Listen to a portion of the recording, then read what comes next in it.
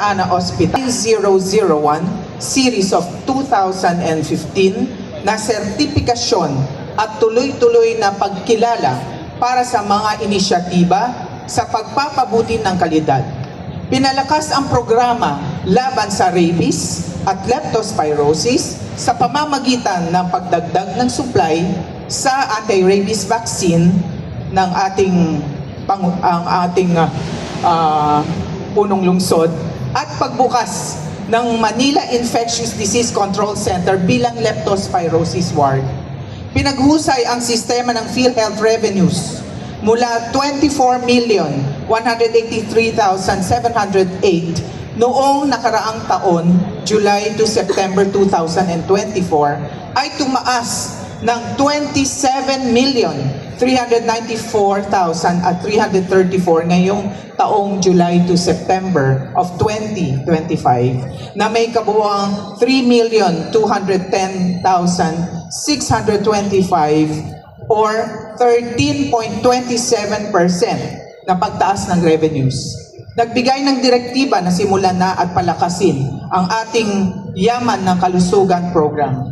Nakatanggap ito ng ang ating Santa Ana Hospital ay nakatanggap na maraming pambansang parangal, kabilang ang Best Level 2 Government Facility mula sa Philippine Hospital Association noong December 2024. At maraming pagkilala mula sa Philippine Society for Quality in Healthcare sa kanyang mga Gold at Silver Award-winning quality improvement studies.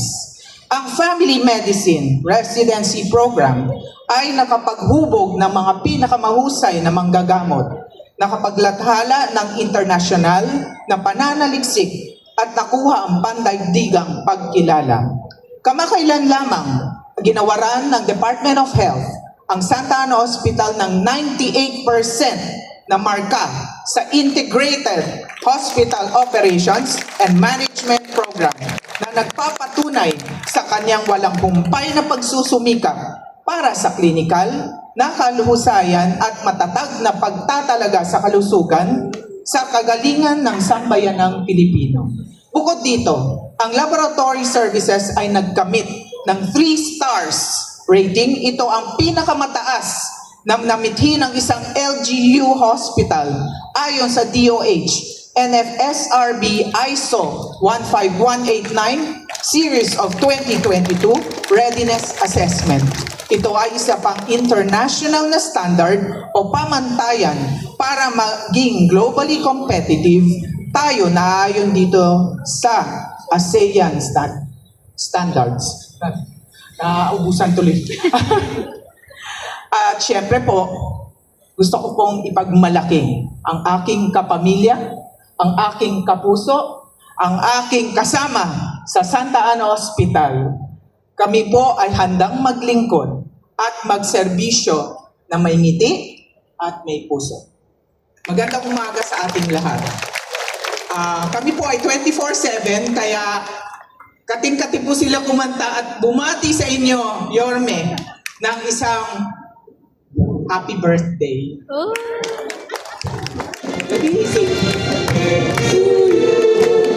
Happy birthday to you.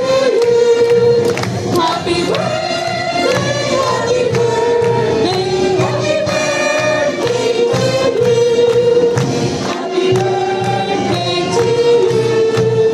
Happy birthday to you. Happy birthday to you. Happy birthday,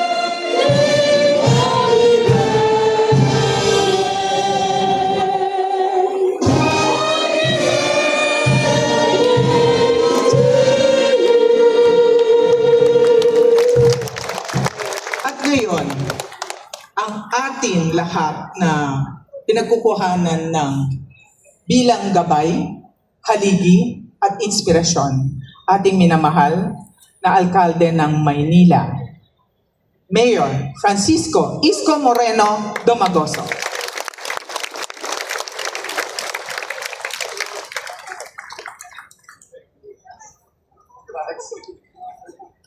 Thank you.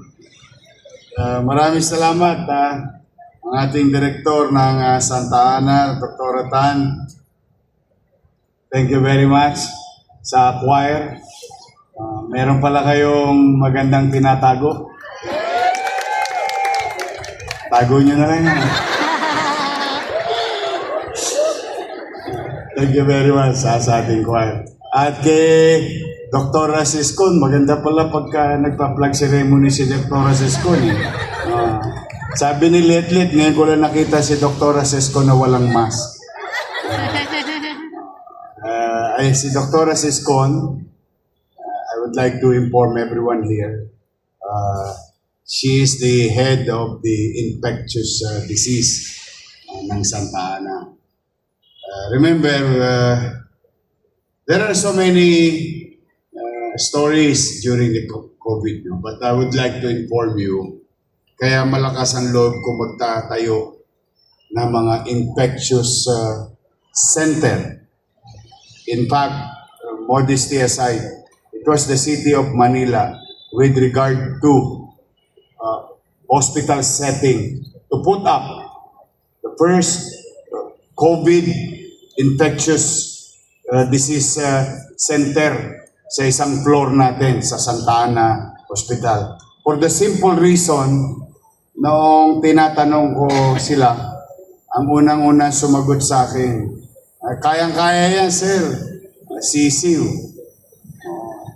Kasi marami tayong infectious disease na inaalagaan siya. Kaya sabi niya, mahinang klase yan, kayang-kaya natin yan. And it was Dr. Siskon who said that.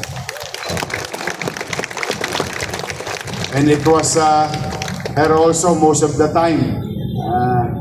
Noong natutulog ako sa City Hall, nag-update sa atin anong kakailanganin natin. Kaya yung mga remdesivir, tocilizumab, molnupiravir. No? Sila ni Padilla, yan ang mga nag-ano nung araw, nag-i-inform sa akin. Kaya we are ahead of the situation. At the same time, I owe it to Santa Ana Hospital. Noong nagka-COVID ako, maraming offers sa akin. In fairness naman, sa mga private hospital. Bagamat wala ng kwarto noon, I was being offered the best room in the hospital in the city of Manila as your mayor. Alam mo, minsan pagkalkaldi ka, medyo may konti kang may pagtingin. Kumbaga. But I opted to, and I said to them, no, I will stay in Santa Ana Hospital. Sabi ko, anong mukha ko sa Maynila na ipapakita kung yung mismong pasilidad na itinatag natin, hindi ko gagamitin bilang isang COVID patient. So sabi ko, I'd rather stay there and if something happen, I pay the price. But I'd rather stay there because I believe in our doctors and nurses in Santa Ana and MHT and all other hospitals. Kasi nung araw, ang Santa Ana madalas itag yan, Mona Lisa. Yun ang laging, alam niyo yung Mona Lisa. Tanungin natin si Lubiloso. Panahon niya yung kinanta yung Mona Lisa. They just lie there. And they died. But through the effort of all Santa Ana employees, your MHD, your city government, try to change this kind of perspective or impression sa Santa Ana. And Santa Ana, I can be proud of it because sila ang naging modelo na ospital noong panahon ng COVID-19. In fact, even the national government nangihiram sa atin ng storage facility. Because we have all those storage facility at negative 82, negative 70, negative 50, negative 25, name it. All types of brand new, high-end vaccine storage refrigeration. Nasa atin. Maswerte naman, sabi ko sa inyo, hindi ko naman pinagdamot ang Maynila. nung pandemya, o di ilagay sila ng lagay ng vaccine sa Santa Ana Hospital. O siyempre, naglagay sila, naka-store sila, may parking fee yun. Kaya kung bakit, pag nilalabas naman yung vaccine para dali sa Metro Manila at sa ibang bahagi, siyempre may toll gate. Kaya sabi ko, bigyan nyo naman kami. O kaya kung bakit naging mabilis ang bakunahan sa lungsod ng Maynila. Again, those are the stories. And someday, history will judge us. But today, I would like you to at least give credit to all hospitals, private and public, doctors and nurses and medical frontliners who are with us, and some of them paid the ultimate price. But today, palakpakan natin ang Santa Ana. Nagbubuti na sila. Huwag kayong mag-alala. At totoo yung sinabi ni Director Tan, lagi na rin po silang nakangiti. Alam mo, tao, hindi mo naman pwedeng pasinungalingan. It's always about the people, no? Yung experience nila. So, to each and every one of you, good morning! Good morning! And I would like to welcome Office of Extension Community Service, Iris Manila Director Heriberto Astorga Jr. Sir? Dr. Heriberto pala. Doctor. And Dr. Maria Rod Dinaga, Dean College of Hospitality, Tourism Management, Iris, Manila. Faculty members, hospitality and tourism students. And speaking of students, mga UDM, yung mga UDM, wala pa yatang sok pa. Masyado pang maga. Mamaya, sasaya na yung mga yan. Madadali nila yung 2 buwan nila. I'm happy for them. Nakasingil ulit si City Administrator, Warde Quintos. Kaya, sabi ko sa inyo, hand to mouth. Pag may lumatag, chicha. Ganun lang tayo. And to the Bureau of Fire, yung Bureau of Fire, yung kanilang allowance din, yung 386 na Bureau of Fire. So 2 na lang ang hindi pa tumatama. PWD saka solo parent na lang. May awa ang Diyos. I still have 60 days to end before the end of the year. God will provide. To our Manila Youth Bureau Director John Daniel Lino, congratulations. Most Outstanding Local Youth Development Office. Ayan, lola mo panalo. Come here. Proud of you. Director Lino, early achievement is to register almost or more than 1,000 youth organization. You are striking within your...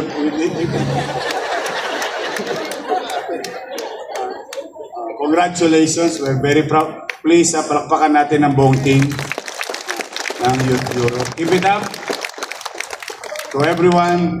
See, kapag nagbuti kayo, ay talagang kikilalanin ng mga organisasyon. Nakita nyo yung Santa Ana kanina? So many awards. And I want you to have the same for your team, for your department or bureau. Muli, congrats. Huwag kang kabahan. Mahal ko yan. So, again, to welcome, halika po kayo, mga taga-Iris. Halika. Sila po ay will reinitiate the Adapt Apart concept or program of Iris. And they're gonna go back to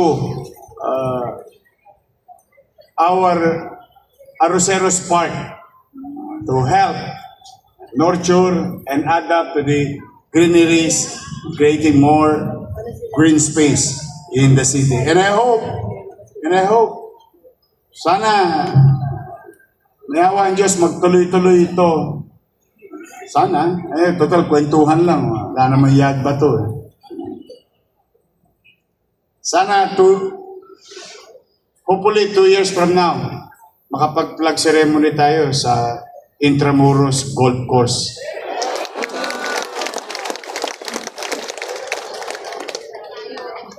Because it's going to be Intramuros Forest Park. If we are going to be supported by the national government, which President Marcos already made a commitment, we're going to build something not only for ourselves, but for our great-grandchildren. That's how it is. Ang talagang makikinabang doon in those kind of open green space, yung mga ninuno natin. Initially tayo, but it would be better for our children, and grandchildren, and great-great-grandchildren. Katulad ng gustong gawin ng IRIS ngayon, to help the city government to put up more open green space. And that's what we need, especially in this area. And I don't know if some of you been to New York Central Park. And that's what we're going to build there. Our dreams and aspiration. For the meantime, pangarap. Samahan ninyo akong mangarap. But it's moving towards to fulfillment of the dreams. But may awa ang Diyos. Sana nga. Doon sa, ano ba yung poster? Thank you very much sa naglagay ng poster. Thank you very much sa inyo. Tumusgas pa kayo. Sayang. PWD? Paano? Senior citizen. Nako, senior citizen. I don't know if you heard it noong 24. I signed multiple MOUs with the food chain in the country. And we're going to provide at least thousands of jobs for our senior citizen and PWDs. Thanks to those company at sa atin sa ating mga PWD. O ito, teka, naalala ko lang. Tama ba? Oh.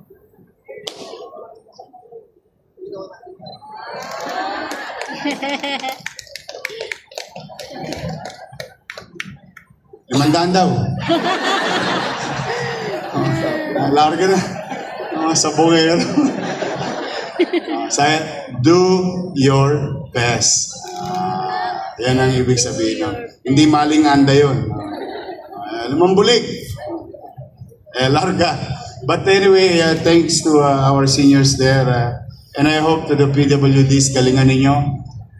Unti-unti, nagbabalikan ang tiwala sa atin, kaya sa aking mga kapwa-empleyado. Please, do your best. We still have 2 months to reach our goals, or at least survive. Survive the cost of operation, cost of services. And if there is may konti pang sobra, let's put that into PYO. Pinasasarap ko na yung pangalan. PYO, prior years obligation. Para mas masarap pakinggan. Ayoko negative. Madalit salita, utang na nakaraan. Ganun po ibig sabihin nun. PYO.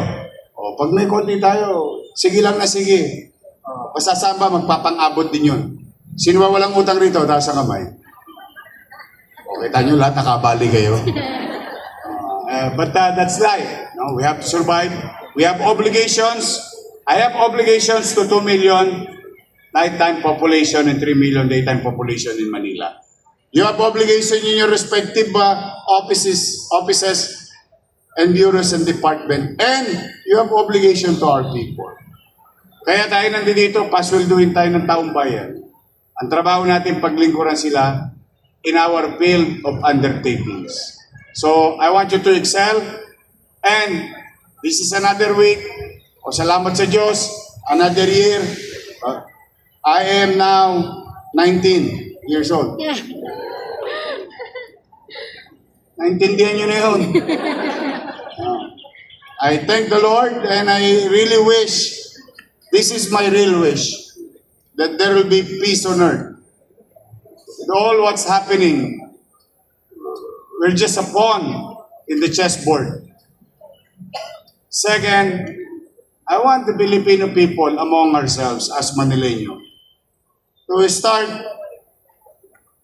loving each other, showing empathy or malasakit man lamang.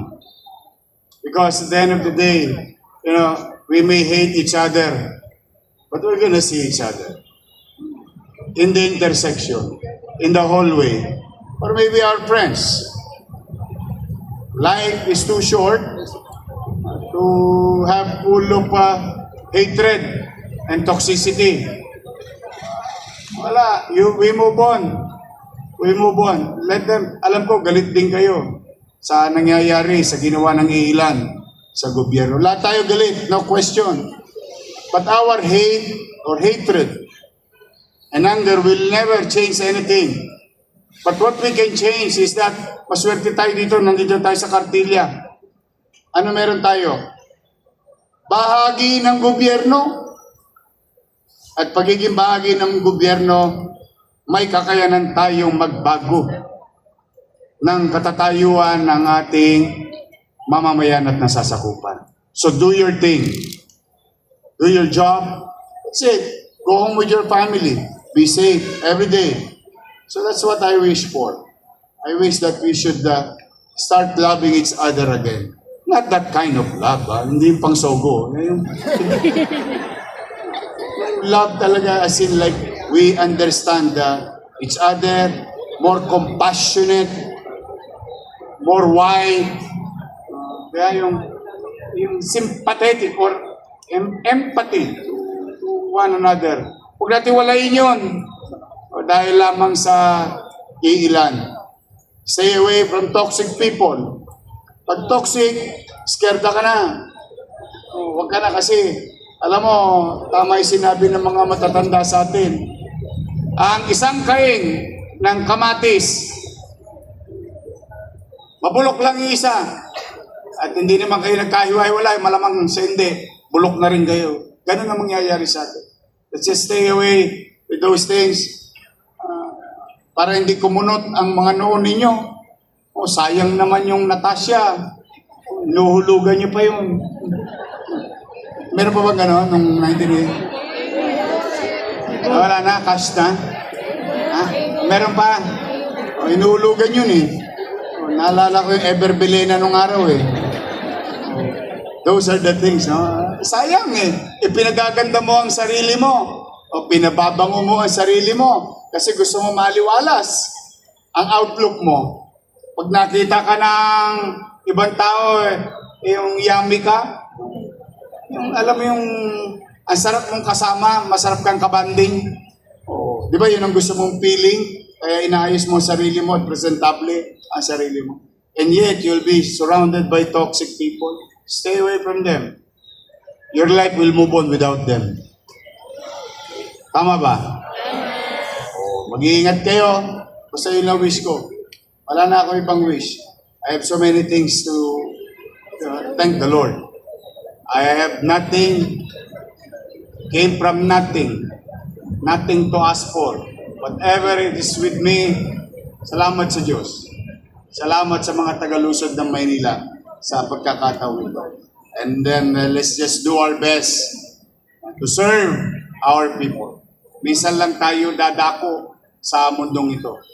Mag-iwan na kayo ng marka, na markang susundan, na mga susunod na manggagawa pampubliko ng pamahalang Luzon ng Maynila. And that kind of guy, those steps, sana nasa mabuting tahaking. So mag-iingat kayo. Enjoy the rest of the week. Enjoy the rest of your time working for people. Put a smile in your face. Open your heart. At maging masaya tayo ngayong linggon to dahil tayo ay may trabaho. Ingat kayo. I love you. Magandang umaga. Pagpalain nawa kayo ng kung may kapal. Manila! God first. Thank you.